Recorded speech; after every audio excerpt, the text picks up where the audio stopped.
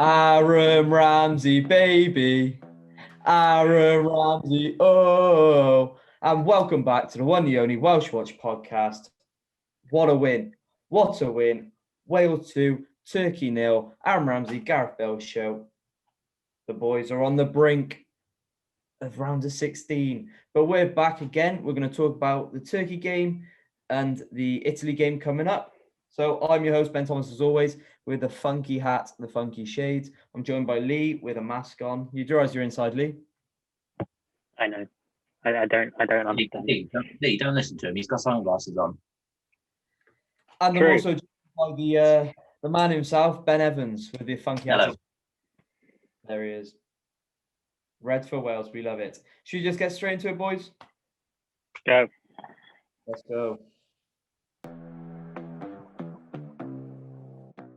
So let's just get straight into it. Against Switzerland, Aaron Ramsey, Gareth Bale were nowhere to be seen. They had a bit here and there, but nothing really. But against Turkey, they showed exactly why they are still world-class players. It was the Ramsey and Bale show. That ball, let's just get straight into that first goal, honestly. That ball from Gareth Bale to Aaron Ramsey is world-class. Ben, I know you do this all the time, that pass. You love a pass over the top. What did you think of that goal? Talk me through all of it. It was just everything we've seen from Bale and Ramsey over the last few years. If Bale gets the ball pretty far out, 35 yards out maybe, I'm not sure. Perfectly dinks the ball right onto the penalty spot for Ramsey to just bring down in his chest. I mean, slots it past the keeper with ease. Like, you expect it from them, but when you see it happen, you just lost the words. That is prime Gareth Bale and Aaron Ramsey. And the way Aaron Ramsey took that ball down, he took it down and just slotted it past the keeper on the opposite side. That was ridiculous. Lee, what did you think of the goal? How good was that? And why is Aaron Ramsey leaving Juventus? He's too good for Juventus. He's so good. Where do you think he should go next, Lee? Or what do you think of the goal? Talk me through Aaron Ramsey. Well, we could have scored at least 3 of those goals. Before the first goal, Bale did exactly the same. Ramsey should have looked where the goal was, but I don't know why Turkey didn't stop them after that. It's mind-boggling to me. Our 2 best players allowed that much space, that much time on the ball. Beautiful. And Ramsey, anywhere. I think he could fit into any team. He's class. I don't know what Arsenal should have kept him. He's better than Arsenal, but he should have stayed there. Juventus, he's had injuries. It's a shame, but he always does it in a Wales shirt. And I know you're not going to like this, Ben.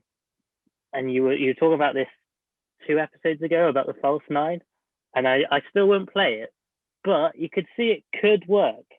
It could work. Bale into the late run from Ramsey as a false number 9. It could work. Yeah, I think that's exciting. Even with that goal, Kiefer Moore drawing the defence another way, just for Aaron Ramsey's slot in. Kiefer Moore is still, but then we go on to the second. Also, Aaron Ramsey, his game on the other day was ridiculous. He covered every blade of grass there was to be covered. He was everywhere. He was linking the defence in the midfield, and then even got forward and scored the most important goal of the game, I would say. And then let's talk about Gareth Bale as well. The penalty miss.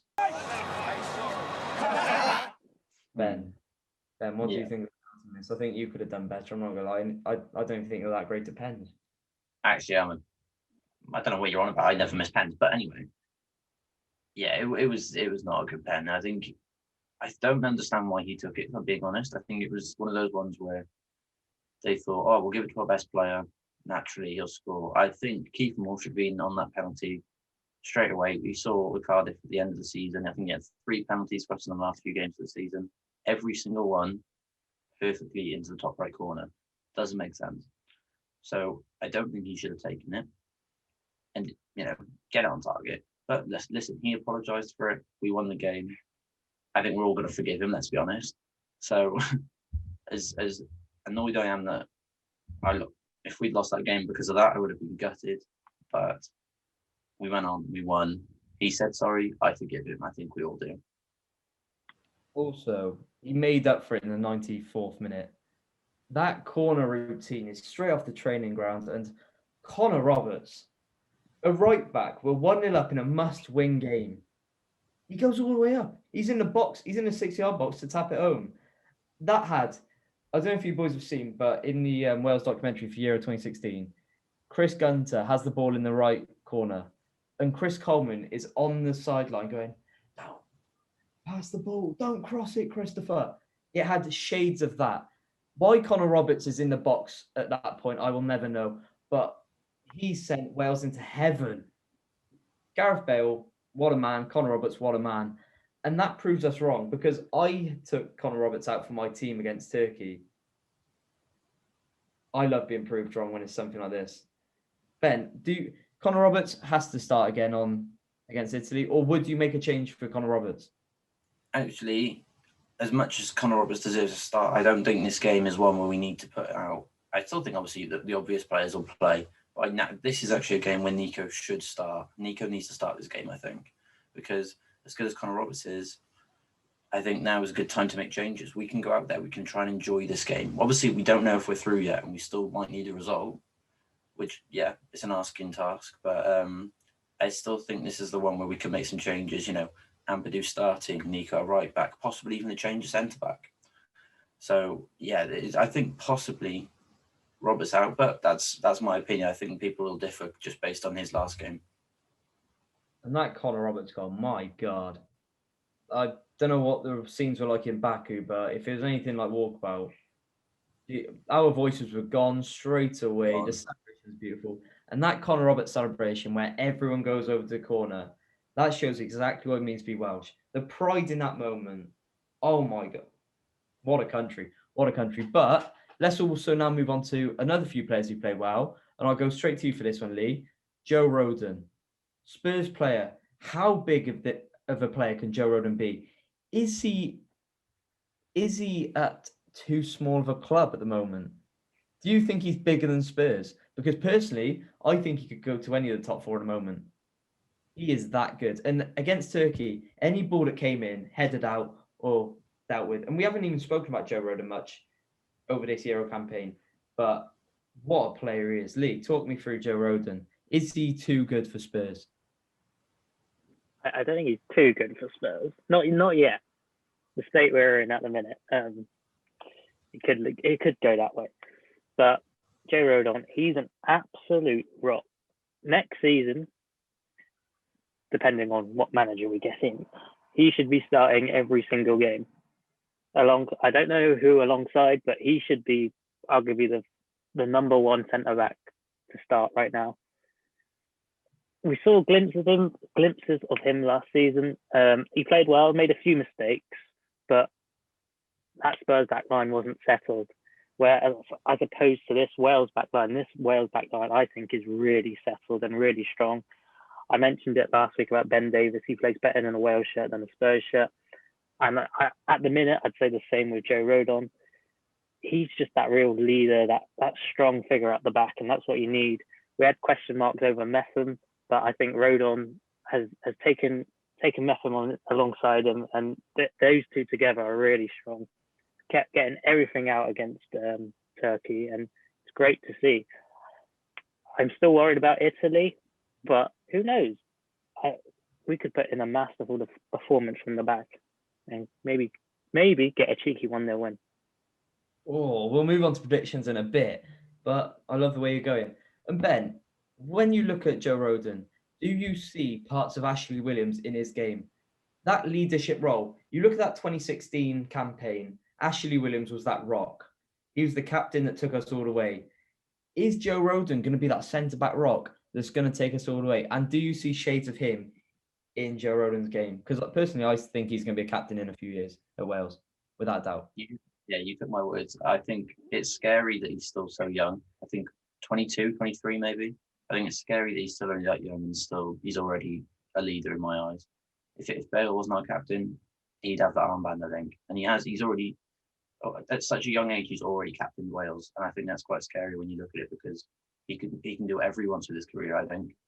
I think there are a lot of England fans right now, if there are any listening, they're going to be thinking, they're bigging this kid up way too much. But trust me, I think he's our centre back. Do you know what I mean? He's got a career ahead of him. And yeah, I agree. He's definitely our Ashley Williams. He's our new Ashley Williams. He's going to be team of the tournament, I believe. That's a good shout. That's a big shout. He could be one of the surprises, stars of it. I'm not gonna lie. And I see a lot of Ashley Williams' game in Joe Roden. That he's just got that leadership role about him. And going into this tournament, I think we needed someone like him who has that thing in defense about him. I think we needed that going into the tournament, and I'm so happy we found it. And Joe Roden, Chris Meffam, what a centre-back pairing we have going into the latter stage of the tournament. But also a quick shout out to Danny Ward. My God. You boys said Wayne Hennessy should start in the first game. Has he proved you wrong? Yes. Yeah, I think so. And where should he be? Where should he play at Leicester anymore? I don't think so. Where do you reckon you'll see him, Ben? If I had to guess now, I would get, well, to be honest, before this tournament, I would have guessed a high-level championship. But after this tournament, he could be getting maybe a team like a Newcastle, maybe a Villa, somewhere like that, maybe. That sort of level of club, maybe. Lee, would you take him at Spurs?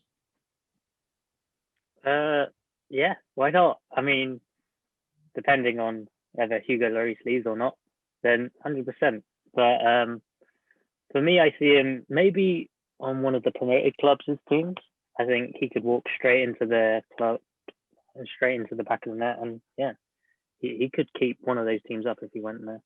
If his performance haven't earned him a move, I'm shocked because he's been insane.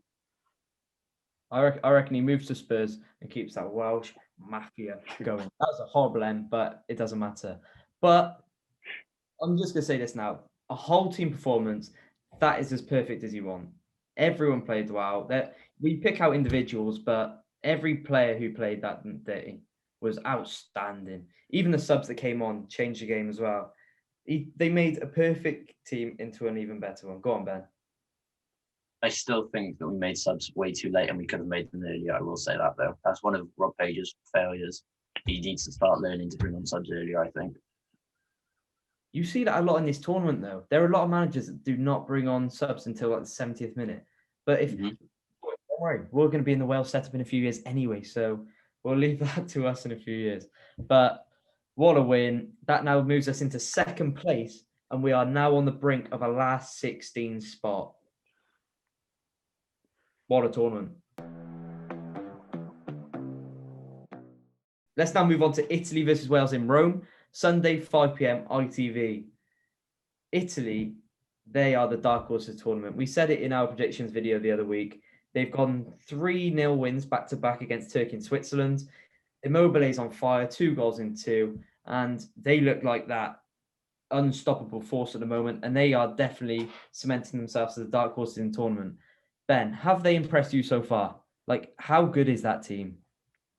I saw a lot of posts about it, and I think they're one of those teams where maybe they haven't got as many superstars in their team, but they are a team. They're like us almost, where maybe we don't have as many of those big world class names, but we're a team. Do you know what I mean? And that's why this game on Sunday is really interesting, because we're all fighting for our country. It's one of those ones where they're not just fighting, for themselves. They want to win for their country, and that's what Italy are. I think they've obviously got their names like Immobile, Insigne, all them, but they want to make their fans proud. They're one of those countries, so that's why we need to fear them.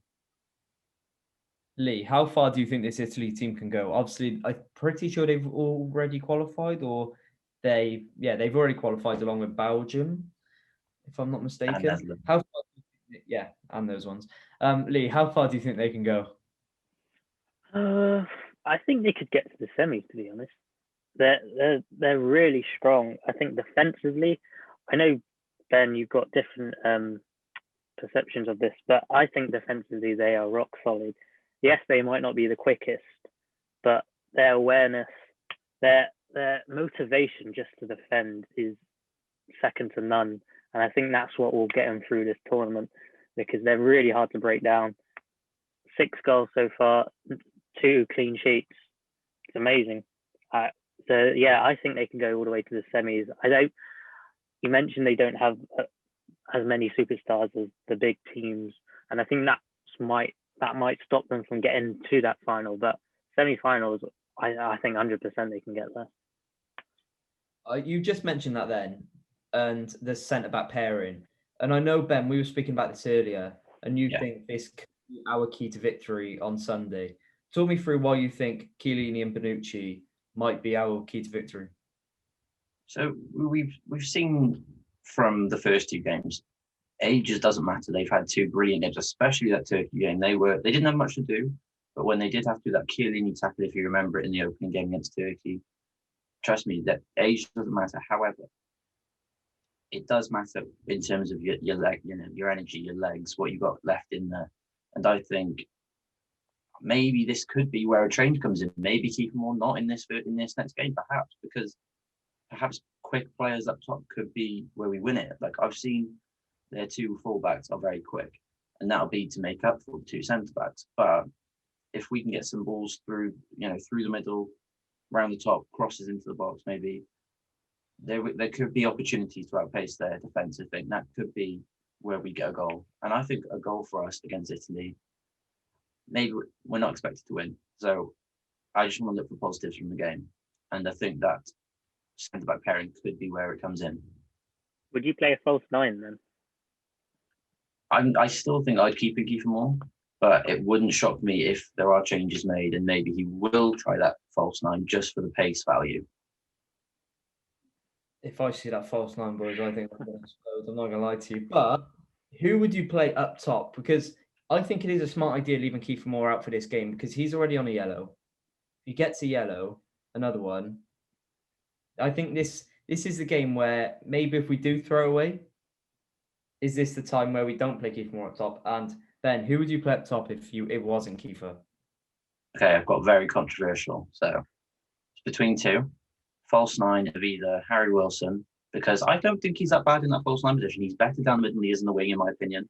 And the other one, and I'm only saying this because of all the words that have been said about him, I think Ruben Colwill, because I think he's got a bit, and I want to see him play. Even if he comes on as a sub, I want to see him play, and I'd be more than happy for him to start against Italy. I'm not going to lie. That is very interesting indeed. I like that Harry Wilson idea because you saw him against Belgium, scored the goal. Yeah, had a brilliant game. Don't get me wrong, Harry Wilson over Colwill, but I'd be happy if Colwill was given some sort of game time. That's interesting. Lee, do you agree with Ben, or you gonna have a go at him? Have a go. Go on. I'm not going to have a go at him, but I don't necessarily agree with him. I do agree with Harry Wilson. I think that would be a good idea to play. I think Italy would think we'd start Kiefer Moore up top, so they're probably preparing for the big tall number 9 to deal with. So yeah, maybe a Harry Wilson who can get in behind, start up there. But if we did play with that false 9, I'd go with Ramsey, to be honest, because those late runs he made against Turkey, I think if we could keep doing that, then we could cause this defense problems, because if we drag those centre-back pairings away from each other, we've got a good gap in between there. So if that's Bale, if that's anyone, Dan James especially, he's got the legs. So yeah, it'd be interesting. So for me,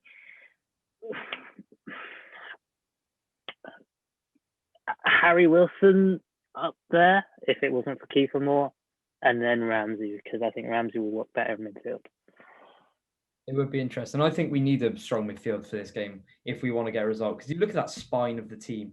You got Donnarumma, you got Chiellini, Bonucci, you got Jorginho, then you got Immobile. You've even got Insigne wherever he wants to go because he runs wherever he runs the show anyway.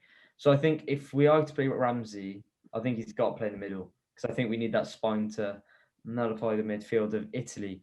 But Italy might make changes as well. So you've got to look at that, and I think they will because they're already qualified. I'm pretty sure they're basically nailed on to finish first. No, actually, they're not if we win. But yeah, if we win, then we come first, but it would take a lot. It would take a lot. So now looking at that, here are our teams that we would play for Italy.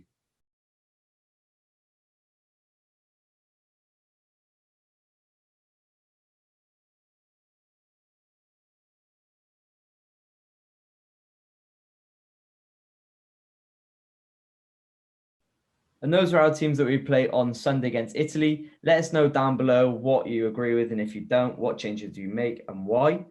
But let's now go on to our predictions for this game. I don't know if I want to win, because if we finish second, it's a much better round of 16 game for us. But I'm going to say 2-1 Italy. I think we've got a goal in us, but I think that Italy attack is too strong. I think it's too strong for most teams. But I'm going Italy 2-1, and I wouldn't be too upset if that is the case, because I do want that easier round of 16 game. But Ben, what's your score prediction for Sunday? I agree with you. I think we got a goal in it. I think a win in my eyes for this game is a goal. So I think again, attack's too strong, but I'm gonna go 3-1 Italy. But again, won't be unhappy with it. I want that easier around the 16 game. I'm not gonna lie. I want that second place. As long as we keep that goal difference down and Switzerland don't go out and batter Turkey all over. That's the most important thing, just keeping the goal difference down. We need that strong centre back pairing. But Lee, what's your prediction for Sunday? I'm going to agree with Ben Evans and say 3-1. I think defensively the whole game we're going to be really good. Maybe just right at the end where we lose a bit of concentration. Maybe if we're a bit frustrated, then we'll concede that extra goal. But yeah, 3-1. I wouldn't be too disappointed with it either, because Italy are a strong team. Like you said, we see them going to the semis, so we shouldn't take that to heart. But yeah, 3-1, hopefully 2-1, or hopefully 2-1 to Wales, but we'll see.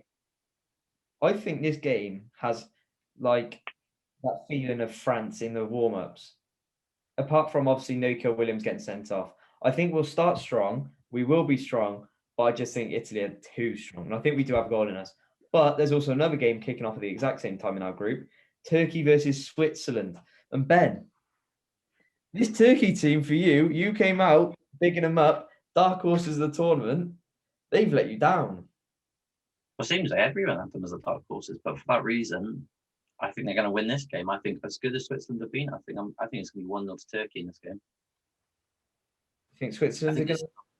They need to make a statement, otherwise I think everyone's going to disregard them as that dark horse team, or not even just that, just seen as one of the moving up teams in football. So I'm going to put them as 1-0 Turkey. They're going to put everything in this. They don't want to go home with 3 losses. I agree, and I think those Turkey fans are very passionate. And if there is 3 losses in the tournament, I don't think they're going to be that happy. I've already seen them reacting on social media, and those lot are very passionate. Let's hope the Welsh Watch Twitter does not get on their bad side, if anything does is said. I'm going to say a 1-1. I think Switzerland's a very strong team, and they did surprise me, actually. So I'm going to say 1-1. I think Turkey have got a goal in them, and so have Switzerland. What do you think, Lee? What's your prediction for that game? 2-2. I can't really base it on anything. So 2-2 for me. I would happily take a draw. But Wales are on the brink of the last 16, boys. That kind of hit. I'm not going to lie to you. Anyway, that is all we've got time for today on the Welsh Watch podcast. Thank you very much for listening. Go over to our Twitter. There'll be tweets all over the shop because I do get a bit carried away. If you want to watch any of our other ones, have a look below. Comment anything you want. And thank you very much for watching. From myself, Ben Thomas, goodbye. From Ben Evans. Goodbye. 10-4, please. And Lee, say your goodbyes. Goodbye. See you next time.